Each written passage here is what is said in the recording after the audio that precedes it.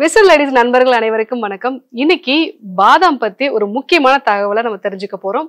அது என்ன அப்படின்னா, பாதாம் யாரெல்லாம் சாப்பிடலாம், யாரெல்லாம் சாப்பிடக்கூடாது, இதை எப்படி சாப்பிடணும், இந்த ஒரு விஷயத்தை தான் நம்ம தெரிஞ்சுக்க போறோம். அது மட்டும் இல்லாம பாதாம் சாப்பிடறதுனால என்னென்ன நல்ல விளைவுகளா நமக்கு இருக்கு, ஸோ எந்த அளவுல சாப்பிடணும், இதையும் நம்ம தெரிஞ்சுக்க இருக்கோம்.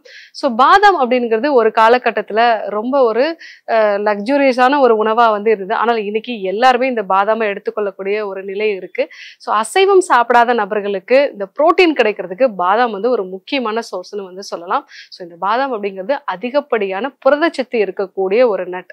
ஸோ இந்த பாதாமை ரெகுலரா எடுத்துக்கும் பொழுது நம்மளுடைய தசைகள் நல்லா வலுப்பெறும். அது மட்டும் இல்லாம இதுல அதிக அளவு நல்ல கொழுப்பு வகைகள் இருக்கிறதுனால ஸோ இது நம்ம உடலுக்கு நல்ல ஒரு பூசணாப்புல ஒரு உணர்வு நிறைய பெண்கள் கேட்டுட்டு இருப்பாங்க. ஸோ எனக்கு பெண்ணுக்கான ஒரு உடல் அமைப்பு இல்லைன்னு சொல்லுவாங்க. அவங்க எல்லாமே பாதாம் எடுத்துக்கலாம். அதே மாதிரி ஆண்களுக்கு தசைகளோட அளவு அதிகப்படுத்தணும் அப்படின்னா பாதாம் ரெகுலரா எடுத்துக்கலாம். ஸோ அதே மாதிரி ஒரு உடல் ரொம்ப சோர்வா இருக்கு, எனக்கு எப்பவுமே டயர்டா இருக்குன்னு சொல்றவங்களுக்கு இந்த பாதாம் எடுத்துக்கும் போது இந்த புரோட்டீன் இருக்கிறதுனாலையும் நல்ல ஃபேட் இருக்கிறதுனாலையும் சுறுசுறுப்பான ஒரு நபரா இருப்பாங்க. அது மட்டும் இல்லாம இதுல வைட்டமின் இ சத்து அதிகமா இருக்கு. இந்த வைட்டமின் இ சத்து நம்மளுடைய ஸ்கின்னை நல்லா பளபளப்பா வச்சிருக்கோம்.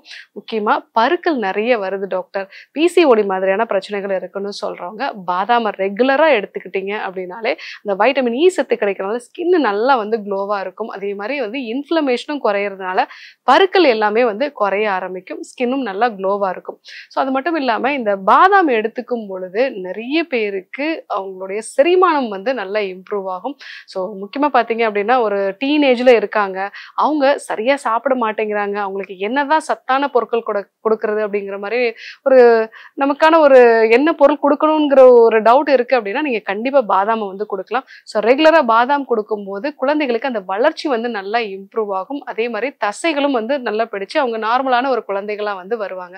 ஸோ பாதாம் சாப்பிடும்போது நிறைய நன்மைகள் உண்டு. ஆனாலும் ஒரு சிலருக்கு இந்த பாதாம் எடுக்கக்கூடாது. அது யாரெல்லாம் அப்படின்னு பார்த்தீங்கன்னா, தைராய்டு சம்பந்தமான பிரச்சனை இருக்கிறவங்க. ஸோ தைராய்டு எனக்கு ஆட்டோ இம்யூன் டிசார்டர் மாதிரியான பிரச்சனை இருக்கு அப்படின்னா இந்த பாதாம் நமக்கு அளவில் அதிகமான அளவுக்கு சேச்சுரேட்டட் ஃபேட் இதுல இருக்கு.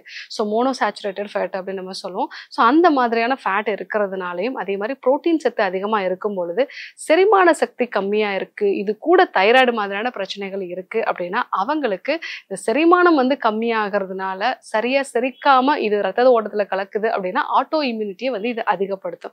ஸோ தைராய்டு மாதிரியான பிரச்சனை இருக்கிறவங்க மட்டும் நீங்க பாதாம் சாப்பிட்றதுக்கு முன்னாடி ஒரு மருத்துவ ஆலோசனை எடுத்துக்கோங்க. இல்லை உங்களுக்கு செரிமான கோளாறுகளும் இருக்கு அப்படின்னா கண்டிப்பா நீங்க இதை அவாய்ட் பண்றது நல்லது. ரெண்டாவது, அசிடிட்டி மாதிரியான பிரச்சனைகள், வயிறு எப்பவுமே எனக்கு உப்புசமா இருக்கும் டாக்டர் அப்படின்னு சொல்றவங்களும் பாதாமை அவாய்ட் பண்றது நல்லது. ஏன்னா இந்த பாதாம் அப்படிங்கிறது நல்ல புரோட்டீன், ஆனாலும் கூட வயிற்றுல இது செரிமானம் ஆகிறதுக்கு ரொம்ப டைம் எடுத்துக்கிறதுனால ரொம்ப நேரம் வயிற்றுல இது தேங்க ஆரம்பிக்கும். ஸோ ஒரு உணவு வயிற்றுல ரொம்ப நேரம் தேங்க ஆரம்பிக்குது அப்படின்னாலே அதுல இருந்து நிறைய கேஸ் ஃபார்மேஷன் இருக்கும். இதனாலதான் வயிறு உப்புசமாகும். ஸோ ஒருவேளை உங்களுக்கு ஆசிடிட்டி மாதிரியான பிரச்சனைகளோ வயிறு உப்புசமாகக்கூடிய ஒரு நிலையோ இருக்கு அப்படின்னா பாதாமை அவாய்ட் பண்றது நல்லது. மூணாவது, குழந்தைகளுக்கு, அதாவது ஒரு 5 வயதுக்கும் கீழே இருக்கக்கூடிய குழந்தைகளுக்கு ஒரு 3 பாதாமுக்கு மேல கொடுக்க வேண்டாம். ஏன்னா குழந்தைகளை பொறுத்த வரைக்கும் இதை செரிமானம் பண்ற அளவுக்கு அவங்களுக்கு அந்த செரிமான நீர்கள் இருக்காது. ஸோ அதனால குழந்தைகளுக்கும் ரொம்ப வயதானவர்களுக்கும் நம்ம பாதாமை கொஞ்சம் அவாய்ட் பண்றது, இல்லைன்னா ஒரு 3 பாதாம் நம்ம கொடுக்கலாம். ஸோ அந்த அளவுக்கு மட்டும் நம்ம கொடுக்கறது நல்லது. மற்ற அனைவருமே பாதாம் ரெகுலரா சாப்பிடலாம். ஒரு சிலருக்கு அலர்ஜி ஏதாவது ஆகுது பாதாம் சாப்பிட்டா அப்படிங்கிறவங்க மட்டும் இதை அவாய்ட் பண்றது நல்லது. ஸோ அது மட்டும் இல்லாம இந்த பாதாம் யாரெல்லாம் நிறைய சாப்பிடலாம் அப்படின்னா, ஸோ நீங்க உடல் எடையை அதிகரிக்கணும்னு நினைக்கிறவங்க, இல்லை நல்ல ஒரு ரொம்ப தின்னா இருக்கிறேன், எனக்கு கொஞ்சமாவது ஒரு கொழுப்பு பிடிச்ச மாதிரி இருக்கணும்னு நினைக்கிறவங்க கண்டிப்பா பாதாம் பயன்படுத்தலாம். சர்க்கரையினால பாதிக்கப்பட்டவங்க அவங்களுக்கு இந்த பாதாம் எடுத்துக்கிட்டீங்க அப்படின்னா அவங்களோட கிளைசிமிக் இண்டெக்ஸ் அதிகமாகாது. அதே சமயத்துல அவங்களுக்கு தேவையான புரோட்டீனும் கொலஸ்ட்ராலும் தேவையான அளவு, நல்ல கொலஸ்ட்ரால் ஸோ தேவையான அளவு கிடைக்கிறதுனால நிறைய நபர்கள் உடல் எடை ரொம்ப குறைஞ்சிச்சு டாக்டர் சுகர்னால அப்படின்னு சொல்றவங்க பாதாம் சாப்பிட்டாங்க அப்படின்னா அவங்களுக்கு உடல் எடை நார்மலா வர்றதுக்கான வாய்ப்புகள் நிறைய இருக்கு. ஸோ இந்த நபர்கள் எல்லாமே பாதாமை பயன்படுத்தலாம். ஸோ பாதாமை எப்படி பயன்படுத்தணும் அதுதான் ரொம்ப முக்கியம். ஏன்னா பாதாமை பொறுத்த வரைக்கும் அதுல ஃபைட்டிக் ஆசிட்ங்கிறது இருக்கும். இந்த ஃபைட்டிக் ஆசிடோட வேலை என்னன்னா, இது நம்ம சாப்பிடக்கூடிய அந்த பாதாம்ல இருக்கக்கூடிய சத்துக்களை நம்மளால உட்கிரகிக்க முடியாது. ஸோ எல்லா தாவரமுமே வந்து அதனுடைய விதைகளையோ பழங்கள்லையோ இந்த ஆன்டி நியூட்ரிஷன்ஸ் அப்படிங்கிறத வந்து உருவாக்கும். எதனாலனா, ஸோ இந்த பழத்தை முழுவதுமா சாப்பிட்டு அவங்க அந்த மரத்தை அடுத்த கட்டத்துக்கு வந்து வளர விடாம தடுத்துருவாங்களோங்கிற ஒரு இதனால எல்லா இந்த இயற்கையா இருக்கக்கூடிய உணவுப் பொருட்களையும் ஆன்டி நியூட்ரியன்ஸ்ங்கிறது அதிகமா இருக்கும். ஸோ அதுதான் இந்த ஃபைட்டிக் ஆசிட்ங்கிறது.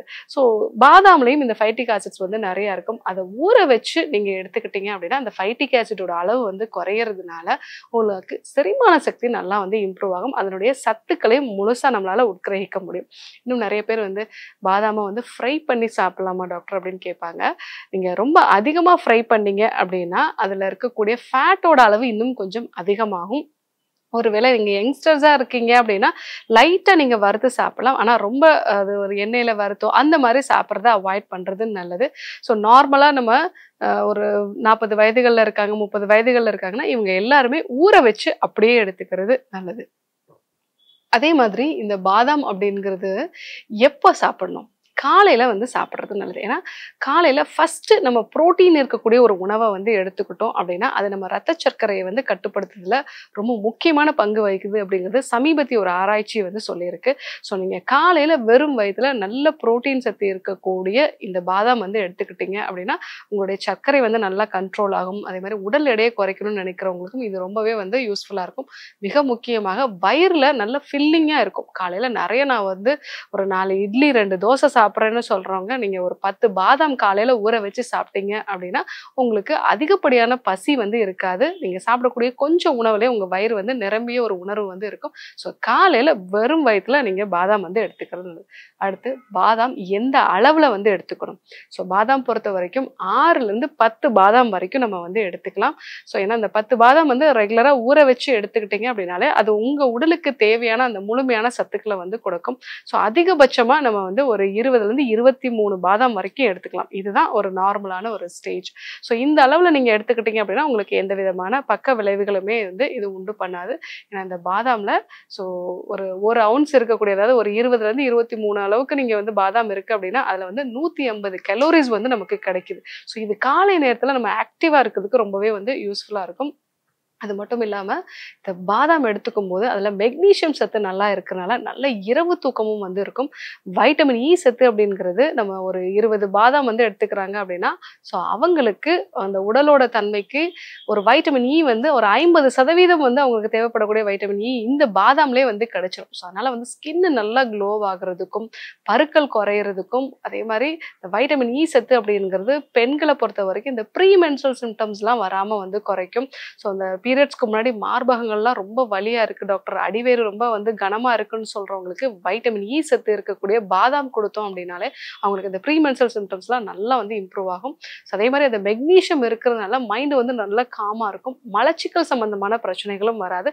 நல்ல இரவு தூக்கம் வந்து இருக்கும். ஸோ இத்தனை பலன்கள் வந்து இருக்கிறதுனால இந்த பாதாமை வந்து எல்லாருமே வந்து எடுத்துக்கலாம். யாரெல்லாம் எடுத்துக்க கூடாதுன்னா தைராய்டு சம்பந்தமான பிரச்சனை இருக்கிறவங்க, செரிமான கோளாறு வயிறு உப்புசம் இருக்கிறவங்க, 5 வயதுக்கு குறைவான ஒரு குழந்தைகள் இருக்காங்க, அதே மாதிரி ரொம்ப வயதான ஒரு நபர்களா இருக்காங்க அப்படின்னா அவங்க மட்டும் பாதாமை வந்து அவாய்ட் பண்ணிடுறது நல்லது. மற்ற எல்லாருமே நீங்க பாதாமை ஊற வச்சு தோல் உரிச்சு நீங்க எடுத்துக்கிட்டீங்க அப்படின்னா அதனுடைய முழுமையான பலன்களை வந்து பெற முடியும். அதே மாதிரி காலையில முதல் உணவா இதை நீங்க எடுத்துக்கிட்டீங்க அப்படின்னா உங்களுடைய சர்க்கரை கட்டுப்பாட்டுக்குள்ள வரும். அதே மாதிரி உடல் எடை குறையறதுக்கும் வந்து ரொம்பவே யூஸ்ஃபுல்லா இருக்கும். பெண்களை பொறுத்த வரைக்கும் இந்த ப்ரீ மென்ஸ்ட்ரல் சிம்டம்ஸ் வரக்கூடிய நிலைகளையும் சரியான இரவு தூக்கம் இல்லாத நபர்களும் பாதாமை தொடர்ந்து வந்து எடுத்துக்கலாம். ஸோ பாதாம் அப்படிங்கிறது நம்ம ரெகுலராக யூஸ் பண்ணுற விஷயம் தான். இன்னைக்கு இன்னும் கொஞ்சம் நல்லா தெளிவான ஒரு விளக்கம் வந்து உங்களுக்கு கிடைச்சிருக்கும்னு நினைக்கிறேன். இதுக்கப்புறம் நீங்கள் பாதாமை யூஸ் பண்ணும்போது கரெக்டாக யூஸ் பண்ணுவீங்கன்னு நினைக்கிறேன். இதே போன்று ஒரு நல்ல தகவலோடு உங்களை சந்திக்கிறேன். நன்றி, வணக்கம்.